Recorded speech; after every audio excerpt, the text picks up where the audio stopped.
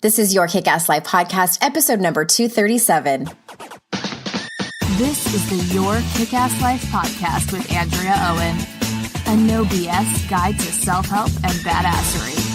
Because ladies, let's face it, life's too short for it to not kick ass. And here's your host, the girl who serves it up straight with a side of crazy, Andrea Owen. Hey there, ass kickers. Welcome to another episode of the podcast. As always, I am so glad that you are here.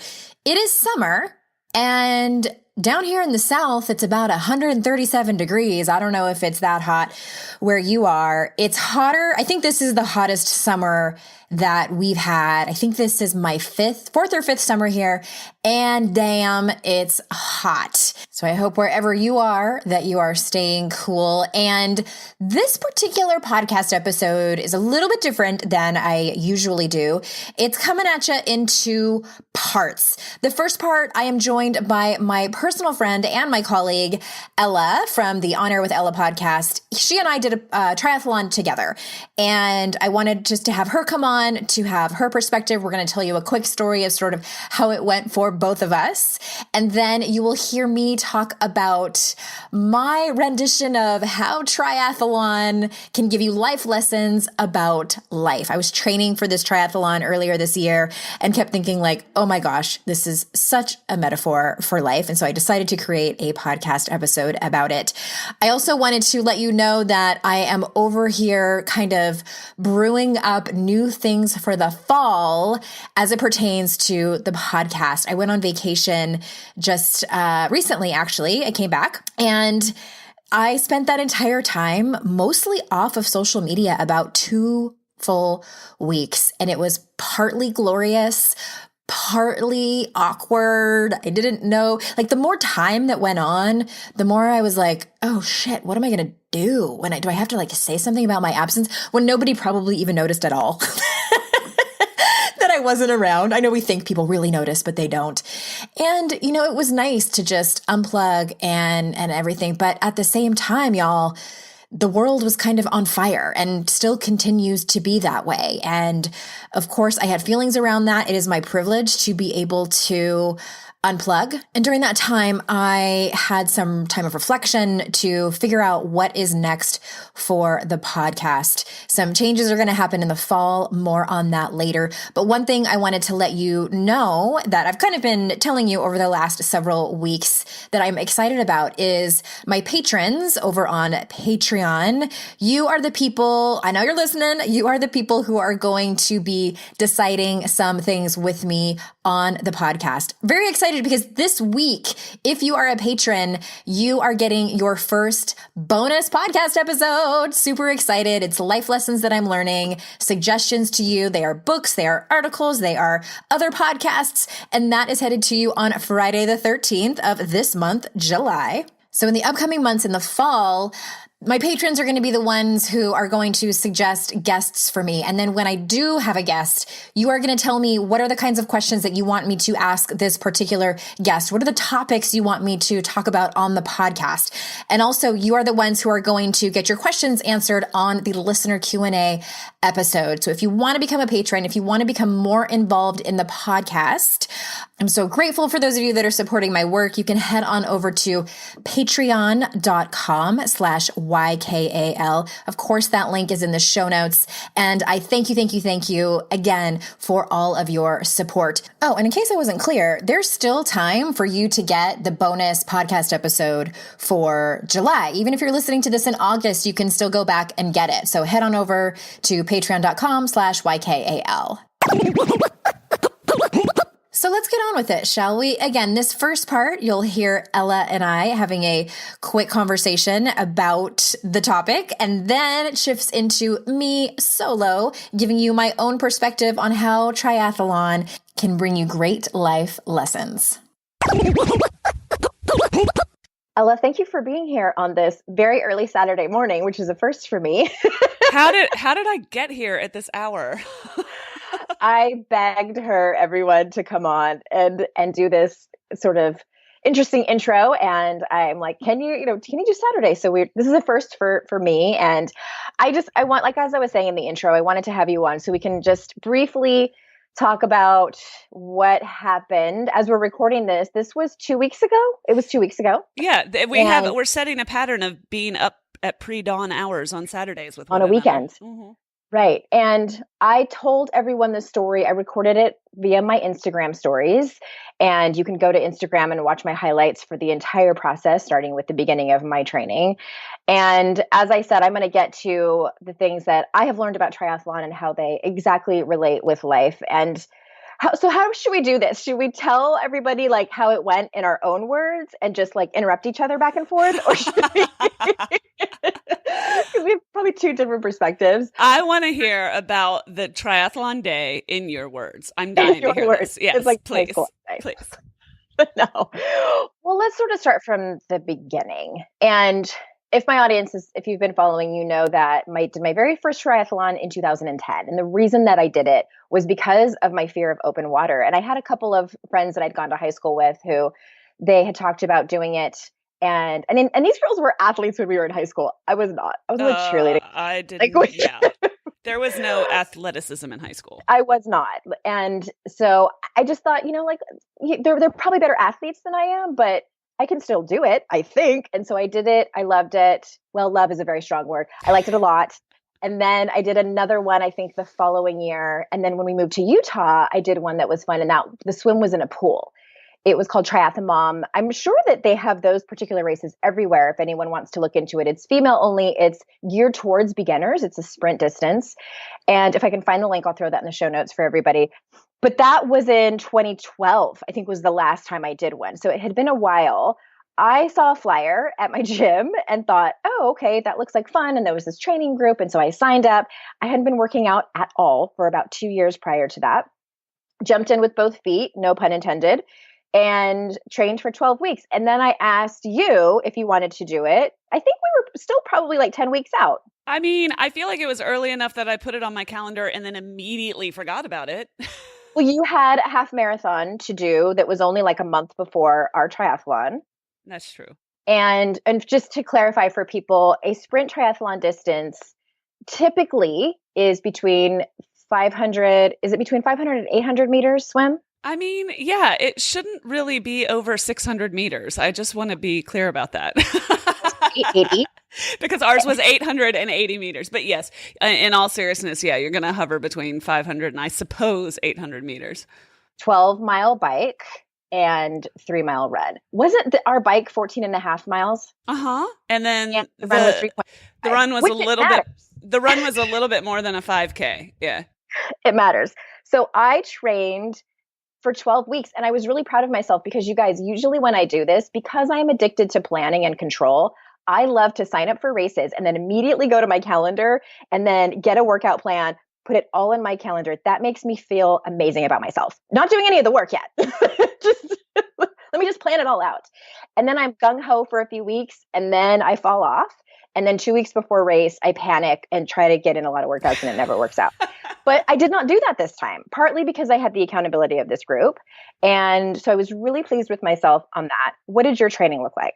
This training that you're describing, it sounds like a familiar word.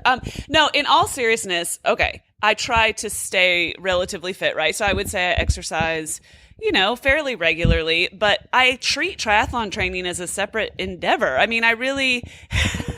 My levels of fitness sort of vary with the seasons, but in triathlon season, I try to stay, like ready to go. Well, that didn't happen. And I didn't get in a pool until the day before the race. So there was that. I was running and bike fit, relatively speaking, but the pool was terrifying because I too suffer from a fear of open water. I don't know if you got over yours. I'm terrified of open water. I mean, an ocean that I can see through is fine, but lakes it's obviously where all the dead bodies are hidden. Right. And cars and monsters. Yeah. So here's the thing too, is that's really common. And I'm in this group, I think you're in the same group on Facebook. It's like 46,000 women. It's called Women for Tri. And there's so many really great stories in there.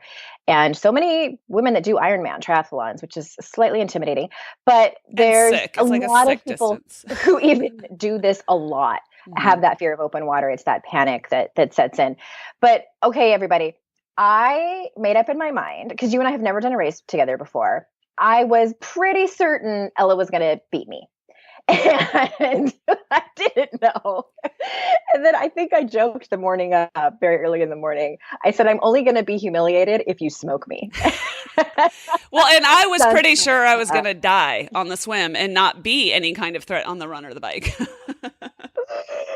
Oh my gosh. Okay. So then we get there and we're having fun. And it's always fun, I think. It and is. Unless you have diarrhea in the porta potty.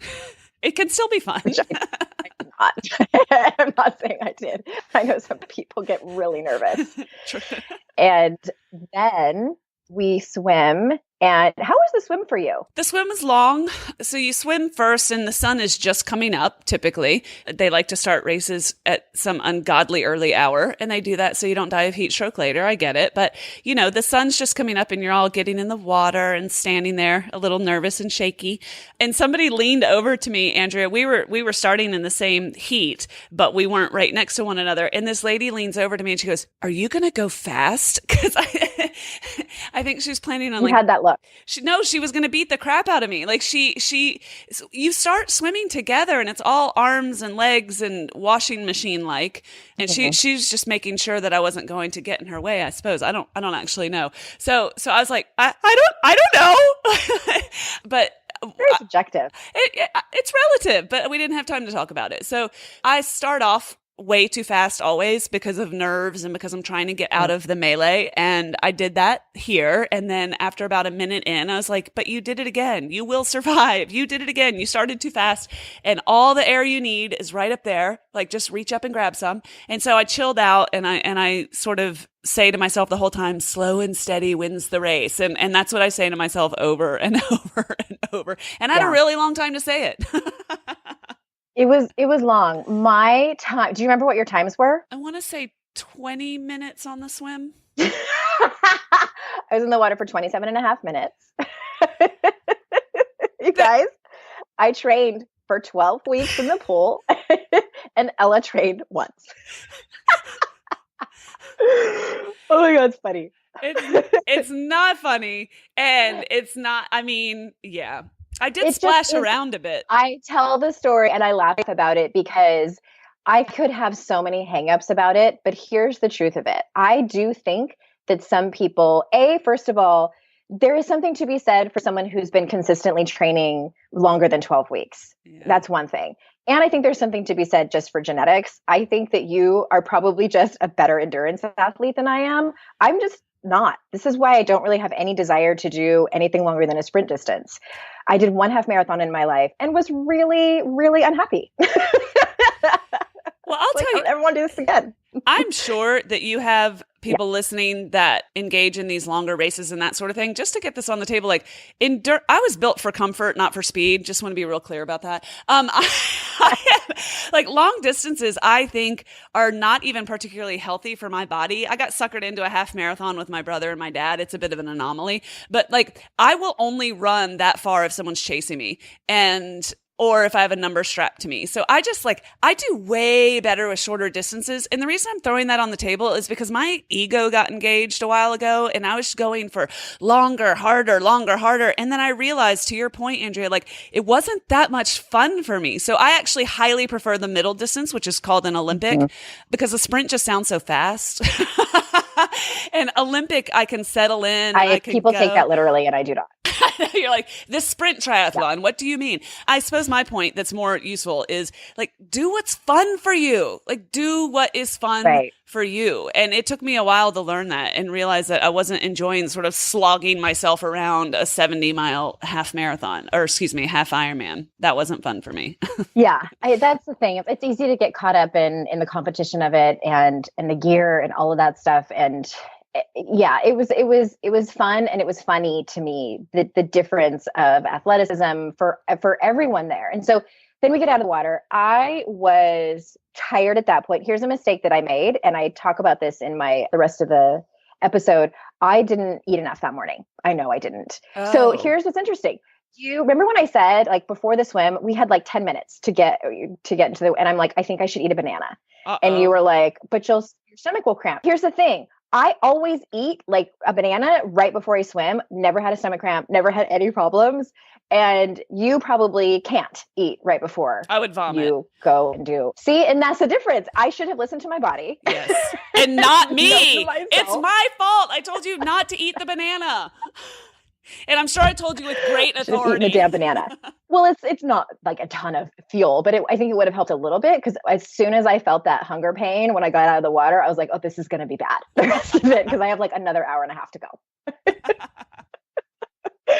So that happened. And then we biked, and then, okay. And keep in mind too, the gear matters. Ella's bike is super fancy. Like, it's a racing bike. Yeah. Your mine is like not a racing bike. Your bike's pretty sexy. It's not terrible. It looks cute. It's not a mountain bike, which I have done my previous triathlons on, which is not fun, but it does matter. And I realized as I'm just slogging out there, I'm like, I didn't train well enough out on the roads. So let me fast forward. So I get off my bike. My husband and my son are there. Sydney was at a Girl Scout thing. And so immediately there's a hill to run up, and then another kind of longer, lesser grade hill. And I am dying, literally dying. Not figuratively. I felt like I was going to throw up. Luckily, there was lots of woods, and I wouldn't have thrown anything up. So that would have just been like scary driving. Ella wouldn't let you have so a banana. I round the corner, and then I hear, "Is that you? You were coming back from your run." And I was like, oh, somebody kill me now. And not just that you had beat me, but I realized how much longer I had to go. Yeah, it was not. I think. And I so wanted to be done. I was finishing and you were starting, and that is that's a brutal juncture. Wah, wah. Mm-hmm. It's hard to see when it's people that you don't know that are doing the race. And you had mentioned how much it sucks when you're in the transition area and people like have their medals around their neck, and you're just like you're getting off your bike, haven't started your run yet, and people are like showering. People are showered, dressed, and their hair's fixed, and you're like, you've got your run. In their Starbucks coffee. It's a lot.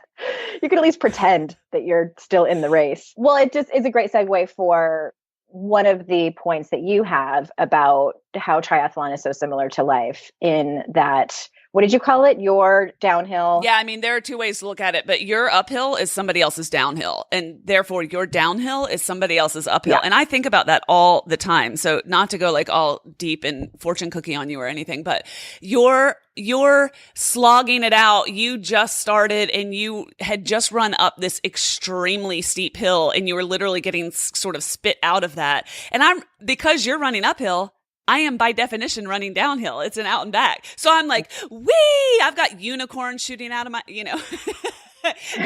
And you can like smell the barn at that point. So it's like you're smiling and you're like, I'm almost done. And I thought, I had such a laugh, because I thought if Andrea could have seen me 2 minutes ago, she would have seen like snot pouring down my face, like me manually lifting my right leg and putting it in front of my left leg, and like, just absolutely dying out there because it was hot and it was much hillier than I thought, to be honest. Yeah. And I realized only after I'd passed you, it's sort of the discrepancy between the two. And I think about this during races all the time, because you're flying, you're coasting, that's somebody else's uphill struggle, right? And so comparison is just such a bad and useless idea. And then at other times, you're on either side of that hill at any given moment in life. And it's just so insane to compare yourself to somebody else who's in a different chapter. Like, it just doesn't make any sense. So honestly, like, I know it's a little meta, but I think about that every time I run a race,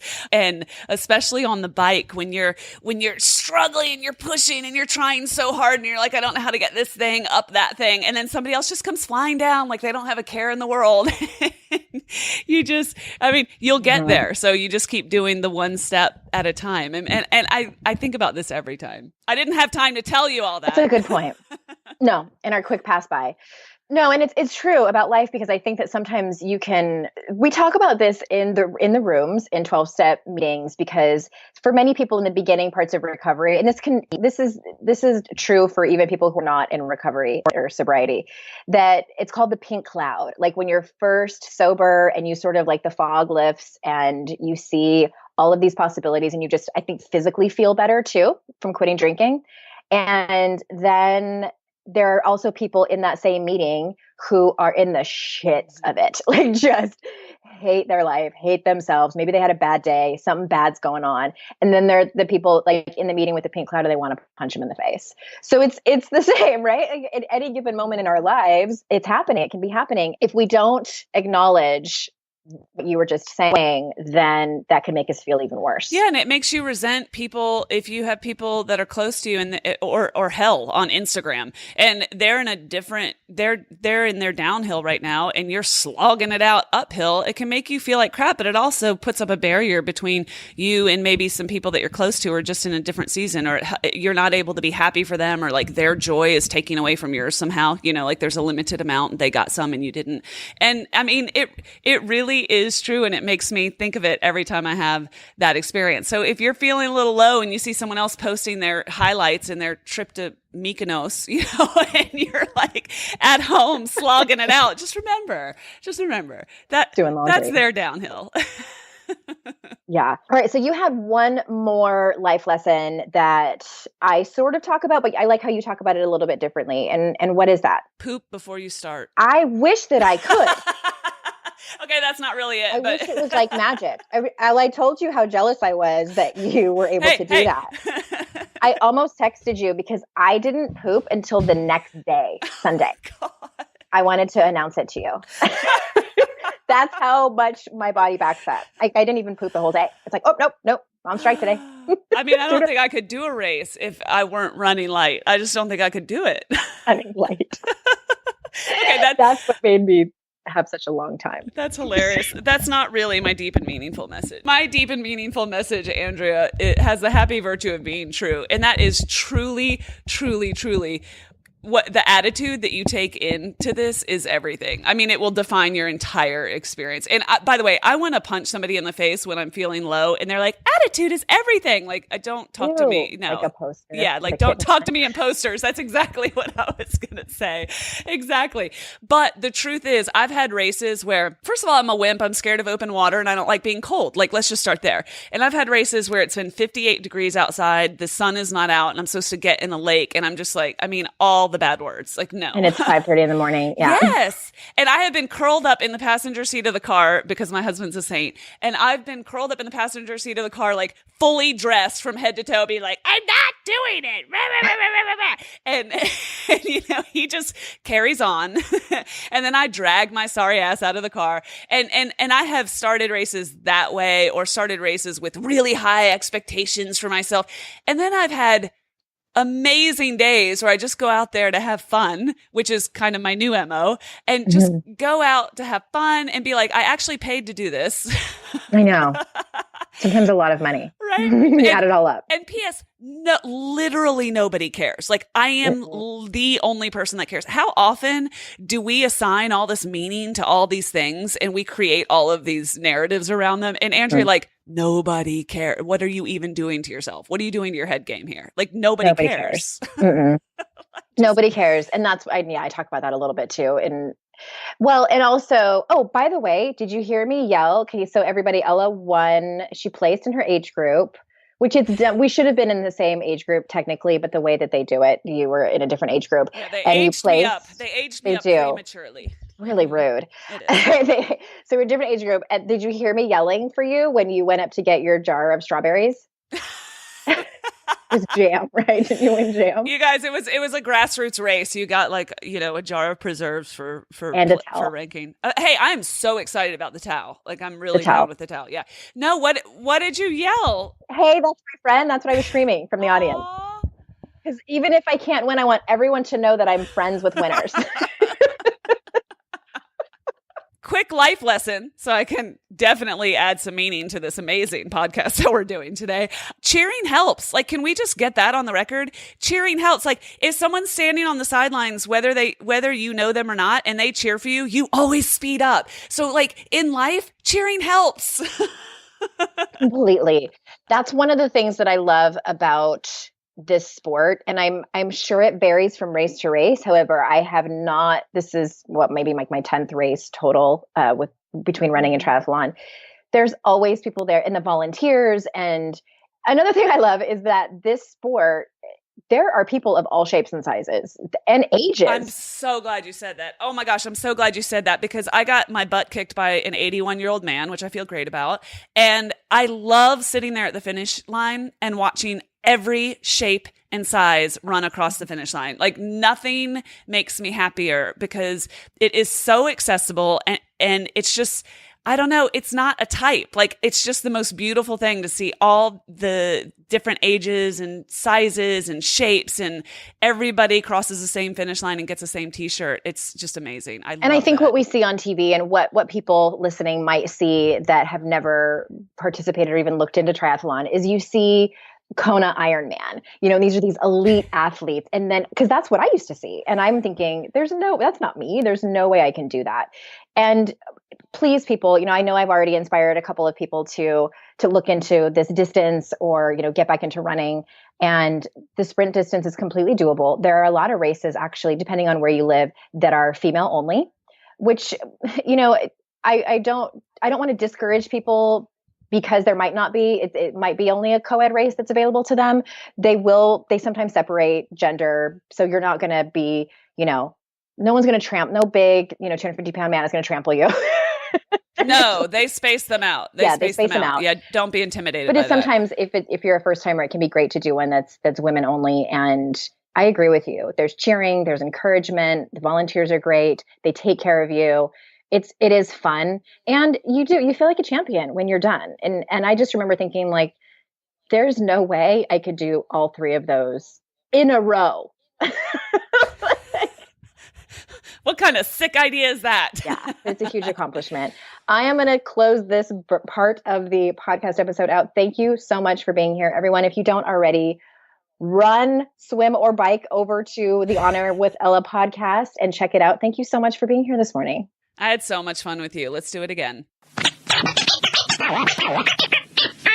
Thank you for that, Ella. And now here are my 7 ways triathlon is just like life. All right, so the first one is that consistency matters. I've done a total of probably 15 or so races in my life, ranging from the sprint triathlons that I've done to 5Ks to 1 half marathon that I've done. I've trained well and I've trained not well. I'm stating the obvious here, but when you train consistently and you train well, you see better results. Yes, you might miss a workout here and there, but if the majority of your training is consistent, you'll do well. And when you join a training group and or hire a triathlon coach, you'll see even bigger strides. No pun intended.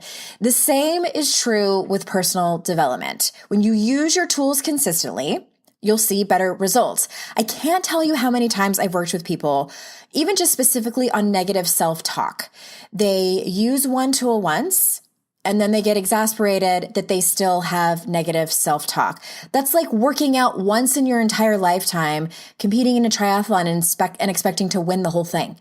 It's not going to happen like that. You need consistency. The next one, kind of rhymey, I didn't plan it out that way, but it's that persistency matters. Directly related to what I was just talking about. You must keep going despite difficulty. And it's a matter of when, not a matter of if you're going to have difficulty. In triathlon training, your muscles will get tired. You'll not want to do that brick workout.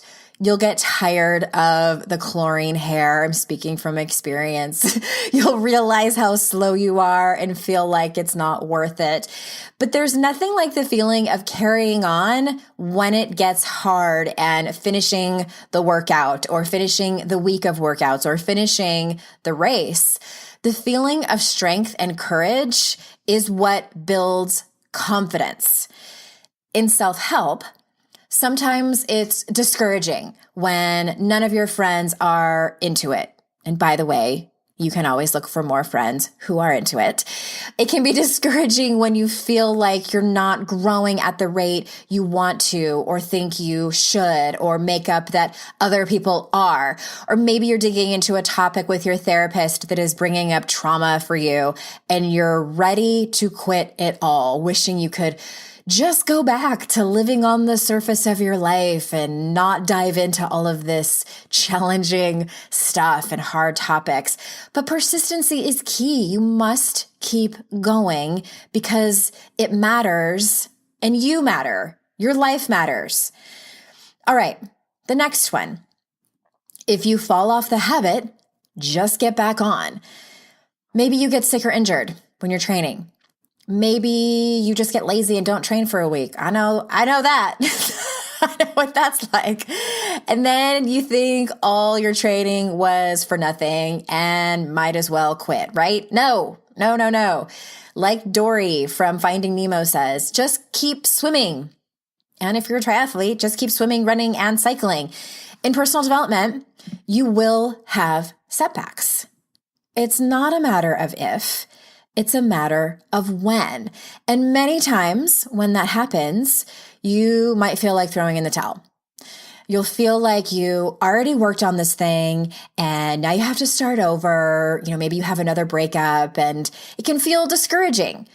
But in order to have the life you want, to get the results you want in your life, you have to get back on the horse. It's that simple. Moving on to I love this one. Sometimes you have to do things you don't like. I can't stand that advice in personal development that says, it's angled a couple of different ways. Basically just don't do anything you don't want to do. Always follow the feel good. If you, what is the one about if you do what you love, you'll never work a day in your life? That is probably my least favorite. That is such bullshit. Oh my God. Whoever said that was probably on mushrooms or something. But anyway, sometimes you have to do things you don't like. I don't really like to work out first thing in the morning when I step out of bed. I don't like to try and put on a sports bra after swimming when I feel like I'm trying to put on a straitjacket while soaking wet. I don't like coming in last place in my age group. Not that that happened. It really did happen, but I do it anyway. Obviously, I'm not going to do things that put me in danger, although some would argue that swimming in open water puts you at risk for getting eaten by the Loch Ness Monster. But the things I don't like doing during triathlon training are uncomfortable. Personal development is hands down uncomfortable. It is the queen of uncomfortable things we must do in our life. Sometimes it's mild. And sometimes it's hold my hair back while I puke, painful. Either way, you're stretching and growing and getting better. You're going after the thing that you want. And it's that better life. It's your best self. It's your biggest self. It's your true potential. Being uncomfortable is the nature of the beast. Moving on, next one. You're training for something you're most likely not going to win. The majority of triathletes are what we call age groupers. We're not elite athletes. We know we're not going to win the big trophy and the grand prize money. I don't even know what the prize money is in most of the races. I don't even look. We're training for ourselves only and the satisfaction we get from the training and the event itself. We know a very small part of the population participates in triathlon and that other people might think we're crazy, but we do it anyway. In self-help, there actually is no winner at all. Winning, quote unquote, is the work. It's the freedom of not being weighed down anymore. It's creating a life we love and that we're proud of. And like with triathlon, a small part of the population does this. Other people think we're crazy sometimes, and we do it anyway because to us, it matters. The next one is fueling yourself appropriately is everything. And of course, this is an obvious one for triathlon training. But one thing I learned, as we talked about before, was on the morning of this past race I did. The morning of, I was awake at 4:30 a.m. for a 7 o'clock race. And actually, we didn't even get out into the water until 7:10 or 7:15. I had a Cliff Bar, lots of carbohydrates in that. And I didn't even eat the whole thing. I didn't realize until later, until I found the rest of it in my pocket, that I didn't eat the entire thing. Had some water and I had some coffee, and I thought that would be enough. I got out of the water at 7:30-ish. Maybe it was like 7:35, 7:40, after swimming 880 meters, and the hunger pains kicked in. I knew the bike and the run would be tough, and they were. In hindsight, I should have shoved something down. But my banana was like in my backpack and it wasn't in the transition area. And I'm pretty sure it's actually kind of illegal to go outside of the transition area. I don't know if I would have gotten like disqualified, but I didn't. And I did the entire race on a minimal amount of energy from food. And in personal development, your fuel looks like the people you surround yourself with, what you consume in terms of things like podcasts and movies and music and books, etc. Your fuel also looks like your self-talk. What are your thoughts that run through your head on a regular basis, which then create your beliefs? It's all important. So be intentional as you can about it. The path to get to where you want to be will be easier if you do your best to make sure the fuel in your life is as positive as possible. And the last one, I'm calling this one, it's all about the story you tell yourself. This is true in training for triathlon and race day. And even before you decide to sign up for one, you might tell yourself you're too old, you're too out of shape, you're too overweight, you're too whatever to actually do the race. People with disabilities do triathlons. An 85-year-old lady did the triathlon that I was in. Or you might tell yourself the drains in the pool will suck you down if you swim over them, or that a swamp person will grab your ankles while you swim in the open water. Not that I tell myself that. But if you let your fears take over, if you let these stories take over, you'll have the absolute hardest time. And if you get out in front of them, if you get out in front of these stories and these fears and learn to manage them by recognizing them quickly instead of letting them take you down, the journey will be much easier. In your self-help journey, if you pay attention enough, you'll notice that you make up stories all the time about how people feel about you, about what someone meant when they said that thing, about your worth, about what will happen if you do this or if you don't do that, and on and on and on. It's a natural part of the human experience. It's what our brains love to do. It's just how our brains work. While you can't stop yourself from quickly making up stories like your brain does, you can notice when it happens and you can challenge that story. I'm going to leave you with this. With both triathlon and personal development, you'll be proud as fuck of yourself when you do it every single time. And for those of you who are patrons, quick reminder that your bonus podcast episode drops on Friday the 13th. What? Super excited. It's your first bonus podcast episode. If you're not a patron yet, there is still time for you to get in because it's open all the time. So you can come and join us. We're also doing our Ask Me Anything video call / chat soon. So excited for that. Opportunities for you to request certain guests, request certain topics, get your questions answered, on a listener Q&A, podcast episode, book giveaways for patrons. So excited. Would love to have you join us. There's all kinds of different, well, there's not all kinds. There's 3 different levels and the bonuses depend on which level you choose. So come join us over there. The community is growing. And thank you so much for those of you who have decided to join. Again, the podcast will always be free. It is listener supported from here on out. So grateful for you that you have come to listen to me today and every week. Thank you so much. And until next time, I will see you out in cyberspace. Bye-bye.